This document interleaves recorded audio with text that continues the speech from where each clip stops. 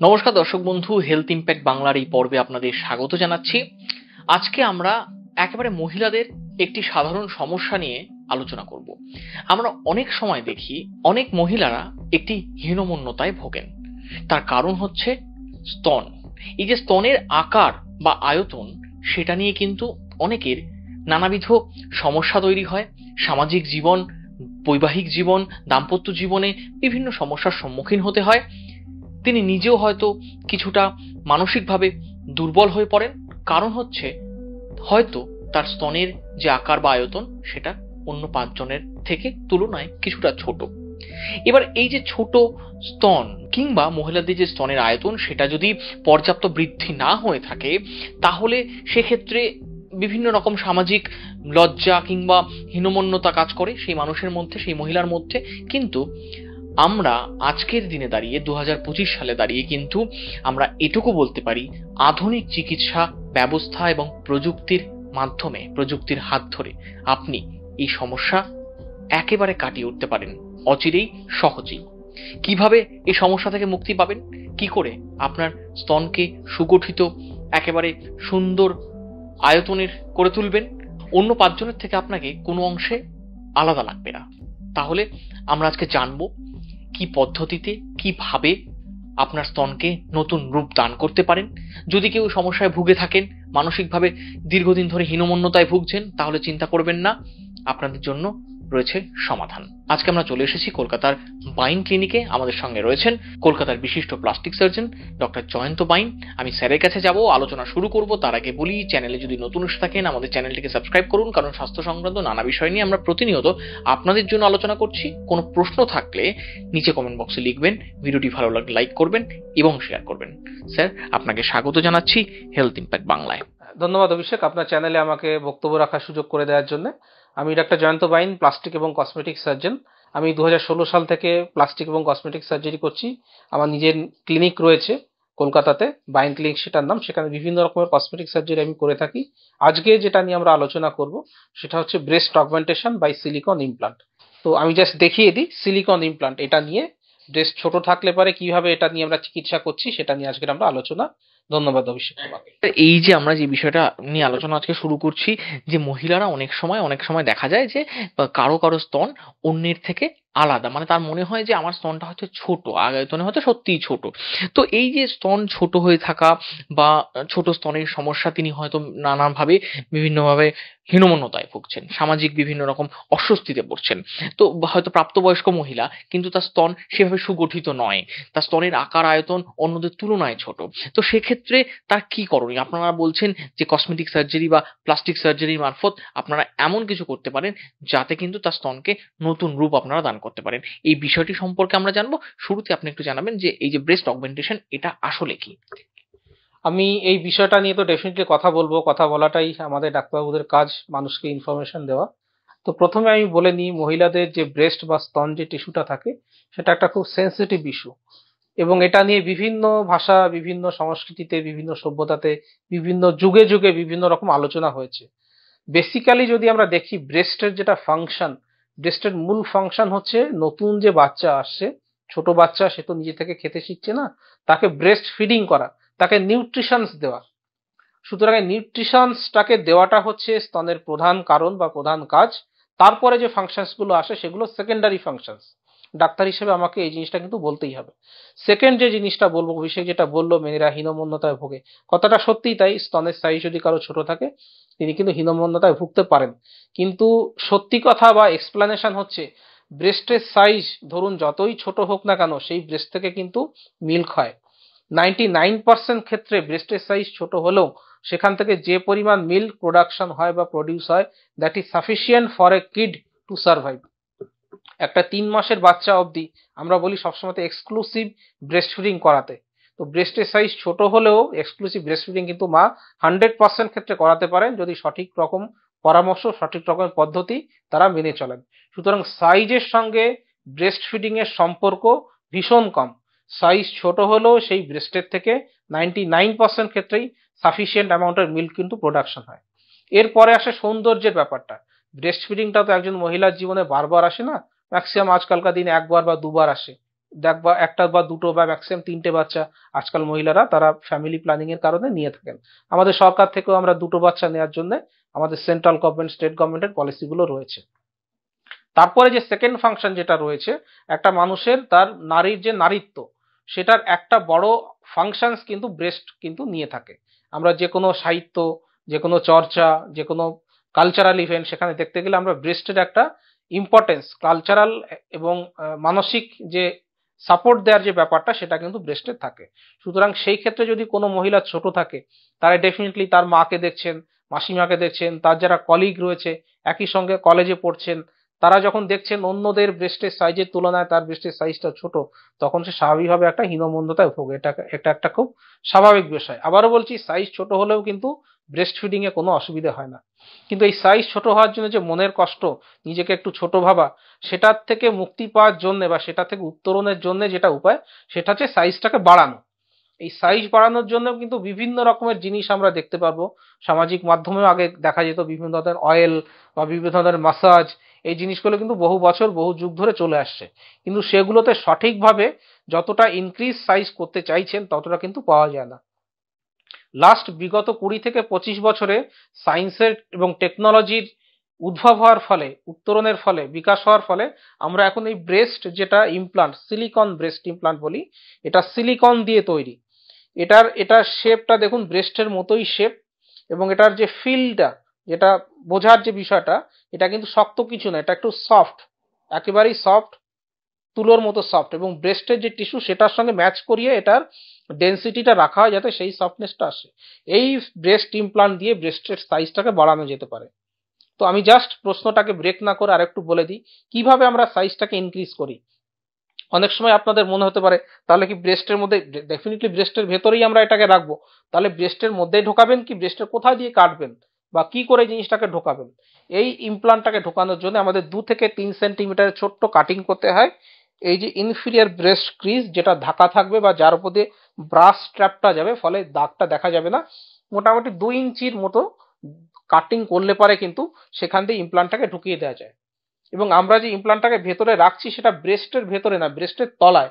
ফলে ব্রেস্টের টিস্যু যেটা রয়েছে সেটার কোনো ক্ষতি বা কোনো চেঞ্জেস কিন্তু আসে না, ব্রেস্টের সাইজটা শুধু বেড়ে আসে।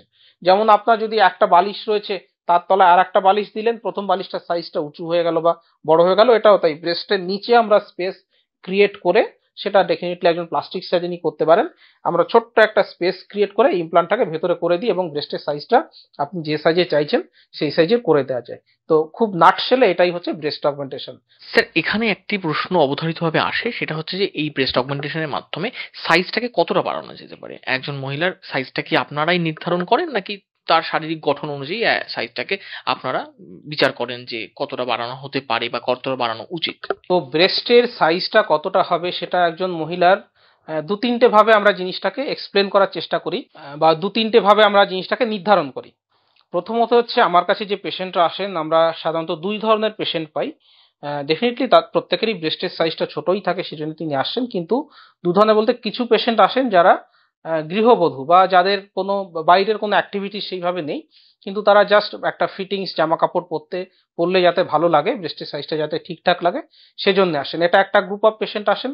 সেকেন্ড গ্রুপ অফ পেশেন্ট আসেন যাদের একটুখানি আউটডোর অ্যাক্টিভিটিস থাকে, তারা হয়তো অভিনয়ের কাজ করছেন বা সোশ্যাল মিডিয়াতে কাজ করছেন বা ড্যান্সিং এর কাজ করেন, বা বিভিন্ন অ্যাঙ্করিং এর প্রোগ্রাম যেখানে তাদের একটুখানি পাবলিক অ্যাপিয়ারেন্সের ব্যাপার থাকে, তারা আসেন। যারা সাধারণত গৃহবধূ বা বাড়িতে থাকবেন, সোশ্যাল এক্সপোজারের বিষয়টা নেই, তারা আসেন, তারা চান কি স্যার আমার বডির সঙ্গে যাতে ম্যাচ করে সেরকম একটা সাইজের বানিয়ে দিন, সেরকম একটা সাইজের আমাদেরকে ব্রেস্টের সাইজটা করে দিন। আর কিছু পেশেন্ট আসেন যারা চান একটুখানি যেন সাইজ, আমার ব্রেস্টের সাইজটা একটু বড় হয়। তো এটা পেশেন্টের সঙ্গে প্রথমত ডিসকাশন করতে হয়। আমরা তাকে জিজ্ঞেস করে নিই আপনি কোন সাইজের ব্রা এখন পরছেন এবং আপনি কোন সাইজটা আপনার সঠিক লাগছে বলে মনে হবে, এটা একটা প্রশ্ন জিজ্ঞেস করি। এটা দ্বিতীয় প্রশ্ন হলো, প্রথমটা জিজ্ঞেস করি তার কাজ কি, তিনি বাড়িতে থাকবেন, স্বাভাবিক সাইজ চাইছেন না একটু বড় চাইছেন। 2 নম্বরটা যেটা আমরা জিজ্ঞেস করছি সেটা হচ্ছে আপনি কোন সাইজের ব্রা চাইছেন, যে আপনার এই সাইজটা হলে পরে আপনার ভালো লাগবে। 3 নম্বর, আমরা যখন এই ডিসিশনটা নেব, আমরা পেশেন্টের একটা মেজারমেন্ট হয়। যেমন ধরুন আপনার পায়ে আপনি একটা জুতো পরছেন, সেই জুতো তো আপনার পায়ের সাইজ অনুযায়ী হতে হবে। তো প্রত্যেকটা মানুষ তার হাইট কতটা, তার বডি কতটা চওড়া, তার চেস্ট কতটা চওড়া, সেটা মেজারমেন্ট নিয়ে আমরা করি। আর 3 নম্বর হচ্ছে, আমাদের কাছে ব্রেস্ট যেটা রয়েছে সিলিকনের, এটা হচ্ছে ইমপ্লান্ট ভেতরে দেওয়া হয়, আর এটা হচ্ছে সাইজার, দুটো আলাদা জিনিস। ইমপ্লান্টটা ভেতরে দেওয়া হবে, এটা সাইজার। আমরা পেশেন্টকে একটা ফ্রি সাইজ ব্রা পরিয়ে দেওয়া হয় এবং সেই ব্রায়ের মধ্যে আমরা ইমপ্লান্টটাকে রেখে দিই। রেখে দিয়ে আমরা জিজ্ঞেস করি, দেখুন আপনার কোনটা আপনার জন্য স্বাভাবিক লাগছে বা কোন সাইজটা আমাদের কাছে চাইছেন। এটা দেখুন 350 সিসির সাইজের একটা ইমপ্লান্ট কেমন হবে সেটা দেওয়া রয়েছে। আমরা 300, 350, 400 এই তিনটে সাইজার দিয়ে ওনাকে ফিল করতে বলি বা দেখতে বলি। এটা পরিয়ে দেওয়ার পর একটা টি শার্ট পরিয়ে দেওয়া হয়, পরিয়ে দিয়ে আমরা আয়নার সামনে দাঁড়িয়ে ওনাকে বলি, দেখুন কোনটা আপনার বেস্ট বলে মনে হচ্ছে। এতে খুব স্বাভাবিকভাবে কিন্তু পেশেন্ট বুঝতে পারেন কি স্যার আমার জন্য 300টা ঠিক লাগছে, কেউ বলছেন স্যার 300 থেকে একটু বেশি দিন, অনেক বলছেন স্যার 350 দিন, অনেক বলছেন স্যার 300 এবং 350 এর মাঝামাঝি যদি কিছু থাকে সেটা আমার জন্য বেটার হবে। তাহলে আপনি কি ধরনের প্রয়োজনের জন্য আপনি করছেন, আপনি গৃহবধূ হবেন না আপনি একটু পাবলিক অ্যাপিয়ারেন্স করবেন, দ্বিতীয় আপনার শরীরের গঠন কেমন রয়েছে, তৃতীয়ত আমরা আপনাকে এই যে সাইজারগুলো রয়েছে সেটা দেখিয়ে আপনাকে ফিল করানোর একটা চেষ্টা করব। এই 3-4টে টেকনিক বা ওয়ে আমাদের পারমুটেশন কম্বিনেশন করে আপনার জন্য আমরা ঠিক করে দেবো যে কোন সাইজের ব্রেস্ট ইমপ্লান্ট আপনার জন্য সুইটেবল হবে। আমার কাছে বিভিন্ন সাইজের ইমপ্লান্ট 250 থেকে শুরু করে 600 সিসির ইমপ্লান্ট আমাদের কাছে সবসময় অ্যাভেলেবেল থাকে। আপনার ক্ষেত্রে যেটা ম্যাচ করবে সব থেকে ভালো বা আপনি সব থেকে যেটা ভালো চুজ করতে চাইবেন সেই ইমপ্লান্টটাকে আমরা আপনার জন্য করব। এখানে আরেকটা বিষয় জানতে হবে যে ব্রেস্ট অগমেন্টেশনের ক্ষেত্রে হাসপাতালে এই যে সার্জারি আপনি করবেন সেটার জন্য হাসপাতালে কি থাকতে হচ্ছে, যদি থাকতে হয় সেটা কদিন থাকতে হবে, কিংবা এই যে সার্জারির যে ব্যথা সেটা কিরকম, এটা কি খুব যন্ত্রণাদায়ক একটা পদ্ধতি? তো এটার এবারে সার্জারিক্যাল প্রসিজারটা আমরা বলেই দিয়েছি, ব্রেস্টের তলায় আমরা ইমপ্লান্টটাকে প্লেস করি, এটাকে ইনফ্রাম্যামারি ইনসিশনস বলে। কিছু কিছু ডাক্তারবাবু আছেন তারা অ্যারিওলা দিয়ে কাটিং করেন, অ্যারিওলার চারিদিকে যে গোল ব্রাউন এরিয়াটা আছে সেখান দিয়ে কাটিং করেন। কিন্তু আমি দেখেছি অ্যারিওলা কাটিং করলে ব্রেস্ট টিস্যুতে ইনজুরি হওয়ার সম্ভাবনা থাকে, সেই জন্য আমি পার্সোনালি ইনফ্রাম্যামারি স্পেস দিয়ে করাটাকে প্রেফার করি। এইটা তো সার্জারি, এটা তো কোনো জাদু নয়, এটা একটা অপারেশন। অপারেশনটা করতে অ্যারাউন্ড 45 থেকে 90 মিনিটস, মানে 40-45 মিনিট থেকে শুরু করে 1 থেকে 1.5 ঘন্টা মতো সময় লাগে। পুরোপুরি অজ্ঞান করে করা হবে, আপনি কোনো কিচ্ছু টের পাবেন না, পুরোপুরি ঘুমিয়ে থাকবেন, কোনো ব্যথা বুঝতে পারবেন না। এবং আমি যখন এই সার্জারিগুলো করছি আমাদের ক্লিনিকে সার্জারি করার পরে আমরা 3 থেকে 4 ঘন্টা পরে কিন্তু পেশেন্টকে ছুটি করে দিই। স্বাভাবিকভাবে বাড়িতে গিয়ে ব্যথা হবে কিনা, বাড়িতে গিয়ে যাতে ব্যথা না হয় সেই জন্য পেইন কিলার মেডিকেশনস দেওয়া হবে, 2 রকমের অ্যান্টিবায়োটিক দেওয়া হবে এবং গ্যাসের ওষুধ দেওয়া হবে। এই ওষুধগুলো ইউজুয়ালি 8 থেকে 10 দিন খেতে হয়। দেখুন এটা তো সার্জারি, এটা কোনো জাদু নয়, হালকা একটুখানি ব্যথা হওয়াটা খুব স্বাভাবিক, তার জন্য কিন্তু ব্যথার ওষুধ 2 বার দেওয়া থাকে। যদি ব্যথাটা একটু বেশি হয় ব্যথাটা ওষুধটাকে 3 বার খেতে পারেন। কিন্তু আমি দেখেছি ইউজুয়ালি 5 থেকে 7 দিনের পর থেকে ব্যথাটা একেবারেই থাকে না। তবে হ্যাঁ, কিছু পেশেন্ট বলেন আমরা যেমন নতুন চশমা পরলে একটু অস্বস্তি লাগে বা নতুন একটা জামা বা ইনার্স পরলেও দেবেন প্রথম প্রথম একটু অস্বস্তি লাগে, টাইট টাইট লাগে। ব্রেস্ট অগমেন্টেশন করার পরে পেশেন্টরা বলেন স্যার ভেতরটা একটু টাইট বলে ফিল হচ্ছে, মানে বুঝতে পারছি ভেতরে একটা কিছু, চেস্টের মধ্যে কিছু একটা জিনিস রয়েছে। এই ফিলটা এই ফিলটা চলে যেতে মোটামুটি 12 সপ্তাহ মতো, 10 থেকে 12 সপ্তাহ, 2.5 থেকে 3 মাস মতো সময় লাগে। তারপরে বডি কিন্তু ওটাকে অ্যাকসেপ্ট করে নেয়, তারপর আর আপনি ফিল করতে পারবেন না যে বুকে কিছু রয়েছে কিনা। এবং এই যে ব্রেস্ট ইমপ্লান্ট করার পরে যে ব্রেস্টটা হলো সেটার ফিলিংস, সেটার সফটনেস কিন্তু একদম ন্যাচারাল ব্রেস্টের মতোই থাকে, অন্য কোনো কিছু আলাদাভাবে বোঝা যায় না। তাহলে ব্যথার ব্যাপারটা যদি আমরা বলতে চাই, ব্যথাটা দিন 5 মতো হালকা ব্যথা থাকে, 10 থেকে 12 দিনের পরে ব্যথা কিছুই কিন্তু থাকবে না। এখানে আরেকটা বিষয় আপনার থেকে জানার, সেটা হচ্ছে যে এই যে ব্রেস্ট অগমেন্টেশন আপনি করছেন, একটা ইমপ্ল্যান্ট ভেতরে ঢুকিয়ে দেওয়া হচ্ছে, এর থেকে পরবর্তীতে কোনো ধরনের সংক্রমণ বা এই ধরনের কোনো সম্ভাবনা থেকে যায়? এটা একটা খুব ইম্পর্টেন্ট ব্যাপার, কারণ ব্রেস্ট ইমপ্লান্ট একটা ফরেন বডি, এটা একটা বাইরের একটা অবজেক্ট, সেটাকে আমরা বডির মধ্যে রাখছি। সুতরাং এটা থেকে ইনফেকশন হবে কিনা বা এখানে ইনফেকশন হতে পারে কিনা, সেই জন্য ব্রেস্ট অগমেন্ট সার্জারি একটা ভীষণ স্টেরাইল মাধ্যমে করতে হয়। আমরা ওটিটাকে আগের দিন ফিউমিগেট করে নিই, সমস্ত ইনস্ট্রুমেন্ট আগের থেকে স্টেরিলাইজ করে রাখতে হয়, সমস্ত ড্রেস যেগুলো আমরা পরি সমস্ত ড্রেস কিন্তু স্টেরিলাইজ ড্রেস থাকে। এবং সার্জারির পরে ডাবল অ্যান্টিবায়োটিকটা মাস্ট। যদি কোনো কারণে ইনফেকশন হয়, সেটা পেশেন্টের জন্য যেমন আনফরচুনেট, ডাক্তারবাবুর জন্য আনফরচুনেট। সুতরাং ইনফেকশনটা একমাত্র ব্রেস্ট অগমেন্ট সার্জারির ক্ষেত্রে হচ্ছে খুব ভাইটাল ইস্যু, কারণ ইমপ্লান্টটা সেক্ষেত্রে বের করতে হয়। তাই যাতে ইমপ্লান্ট ইনফেকশন না হয় ডাক্তারবাবুরা সর্বতোভাবে চেষ্টা করেন। কিন্তু কিছু কিছু পেশেন্ট আছেন যাদের এই ইনফেকশন হওয়ার, এবারে আপনি জিজ্ঞেস করতে পারেন কি স্যার কতটা চান্স আছে যে আমার ইনফেকশন হবে কি হবে না, সেটা ডিপেন্ড করে কোন হসপিটালে করছেন, কতটা স্টেরিলিটি তারা মেনটেন করলো, এবং কিছু পেশেন্টস ফ্যাক্টর থাকেন। যদি আপনি স্মোকিং করছেন বা আপনি যদি ডায়াবেটিক হন বা আপনি যদি হাইপোথাইরয়েডের পেশেন্ট হন, তাদের ক্ষেত্রে দেখা গেছে ইনফেকশনের সম্ভাবনা বেশি আছে। মোটামুটি একটা গড় হিসেব হলো, আমাদের যে সার্জেন্সদের অ্যানুয়াল সারা পৃথিবীর যে হিসেব আসে, সেখানে দেখা গেছে 10,000 সার্জারি করলে পরে 1 থেকে 2 জন পেশেন্টের ইনফেকশন হতে পারে। এছাড়া আপনাদের ক্ষেত্রে অনেক ক্ষেত্রে ব্রেস্ট ইমপ্লান্ট নিয়ে পেশেন্টরা জিজ্ঞেস করেন, স্যার যে ব্রেস্ট ইমপ্লান্ট থেকে ক্যান্সার হবে কিনা, একটা খুব কমন কোশ্চেন। কিন্তু ব্রেস্ট ইমপ্লান্ট থেকে কিন্তু কোনো ক্যান্সার হয় না। ব্রেস্টে এমনিতেই মহিলাদের ব্রেস্ট ক্যান্সার আমাদের দেশে দেখবো মহিলাদের ক্ষেত্রে দেখা যাচ্ছে, পুরুষদের ক্ষেত্রে যখন ওরাল ক্যান্সারটা বেশি, মহিলাদের ক্ষেত্রে লাংস এবং ব্রেস্ট ক্যান্সারের সম্ভাবনাটা বেশি থাকে। কিন্তু তার সঙ্গে ব্রেস্ট ইমপ্লান্ট করা ব্রেস্ট এবং নর্মাল ব্রেস্ট, তাদের ক্ষেত্রে ক্যান্সার সম্ভাবনা দুজনের ক্ষেত্রেই কিন্তু সমান। তো আমরা যদি সমস্যার কথা নিয়ে কথা বলি, তাহলে প্রাইমারি ইনফেকশনটা একটা সমস্যা হতে পারে। সেটা হলে পরে ইমিডিয়েটলি আপনি বুঝতে পারবেন, ব্যথা হয়ে যাবে, লাল হয়ে যাবে, ধুম জ্বর আসবে। কোনো ডাক্তার চাইবেন না সেটা হোক, কোনো পেশেন্টও সেটা চাইবেন না। 10,000 পেশেন্টে 1 থেকে 2 জনের হতে পারে। আর ক্যান্সারের যেটা রেট, সেটা কিন্তু নর্মাল পেশেন্টদেরও যা থাকে, ব্রেস্ট ইমপ্লান্ট পেশেন্টদেরও একই থাকে। ক্যান্সার কিন্তু অ্যাজ সাচ ইমপ্লান্ট থেকে হয় না। এখানে সার্জারি বিষয়ে আরেকটা প্রশ্ন করি। আপনারা বলছেন যে ব্রেস্টের নিচ থেকে কিছুটা অংশ কেটে 2 ইঞ্চি মতো কেটে সেখান থেকে ইমপ্ল্যান্টটা করবেন, তাহলে সেই অংশটা কি যদি স্টিচ করা হয়, তাহলে কি সেই স্টিচটা কাটার কোনো আবার পদ্ধতি আছে, বা তাহলে তাকে আবার আসতে হবে ক্লিনিকে এসে স্টিচ কাটতে হবে কিনা, এই পদ্ধতিটা সম্পর্কে একটু। তো আমরা এই যে ব্রেস্ট অগমেন্টেশন করছি, আমরা কিন্তু কেটে কোনো টিস্যু বাদ দিই না। এটা জাস্ট একটা ছোট কাটা হয় টু মেক দ্য স্পেস, ব্রেস্টের তলে যাতে স্পেসটা আমরা তৈরি করতে পারি, সেই জন্য কোনো টিস্যু কেটে বাদ দেওয়া হচ্ছে না। আর 2 নম্বর হচ্ছে যে সেলাইয়ের যে দাগটা, সেলাইয়ের দাগ যাতে না হয়, আমরা সাবকিউটেনিয়াস সুচারিং করি। আমাদের তো চামড়াটাকে বা টিস্যুটাকে আপোস করতে হবে, সুতো দিয়ে করতে হবে। এই সুতোটা কিন্তু চামড়ার তলায় থাকে, ফলে হালকা একটা দাগ থাকবে 1 নম্বর। 100% দাগ থাকবে না, সেটা কখনো হয় না। ছোট্ট একটা 2 ইঞ্চির কাছাকাছি দাগ থাকে। দ্বিতীয়ত, দাগটা যাতে বোঝা না যায়, সেজন্য আমরা ব্রেস্টের তলায় কাটিং করি, যেটা আপনার ব্রেস্টের তলায় ঢাকা থাকবে, বা যখন গার্মেন্ট পরে থাকছেন তখন ব্রাশ স্ট্র্যাপের মধ্যে সেটা লুকোনো থাকবে। দাগ যেটা হয় সেটা খুব মিনিমাল হয়। প্রথম 6 থেকে 9 মাস দাগটা 90% মতো মিলিয়ে যাবে। বাকি এরিয়াটা, বাকি যে দাগটা থাকছে, সেটা নেক্সট 1 থেকে 1.5 বছরের মধ্যে 95% কাছাকাছি চান্স থাকে পুরোপুরি মিলিয়ে যায়, বা খুব হালকা একটা দাগ থাকলেও থাকতে পারে। দাগ নিয়ে দেখুন, দাগহীন তো ইমপ্লান্টটাকে তো আমাকে কোথাও কেটেই ঢোকাতে হবে, সুতরাং দাগের একটা সম্ভাবনা থাকছে। কিন্তু দাগটা যাতে না হয়, সেই জন্য আমরা ভেতর দিয়ে সেলাই করি, এবং পেস্টিং বলা হয়, সেই জিনিসটা করে দেওয়া হয়। বাইরে কোনো সুচার্স কিন্তু থাকে না, যাতে সুচার্স মার্কিংস গুলো না আসে।